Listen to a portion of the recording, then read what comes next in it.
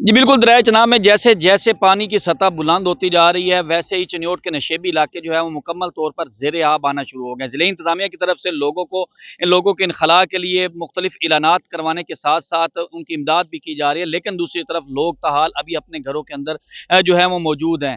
कई इलाकों के लोग जो हैं वो अब इस वक़्त जो कोट अमीर शाह का इलाका है, वहाँ पे पानी दाखिल हो चुका है। मौदा लोदिया का इलाका है, वहाँ पे स्कूल को जो सरकारी स्कूल है, उसको पानी ने घेर लिया है। और इसी तरह मौदा कोट शामल का इलाका है, वहाँ पे भी पानी जो है उसने चारों तरफ से घेर लिया। मेरे पीछे आप देख रहे हैं, हम इस वक्त मौजूद जो हैं वो कोट अमीर शाह के इलाके में हैं। यहाँ के लोग जो हैं कोट अमीर शाह में पानी दाखिल होने की वजह से 3 से 4 जो कच्चे मकानात हैं वो दरियाबुर्द हो चुके हैं। और साथ ही आपको ये बताएं कि लोग जो हैं वो नकल मकानी पे मजबूर हो चुके हैं। मेन रोड के ऊपर जो है वो पानी आ चुका है। कोट शामल के इलाके में मेन रोड के ऊपर पानी आ चुका है और जंग रोड के साथ भी जो है पानी लगना शुरू हो चुका है।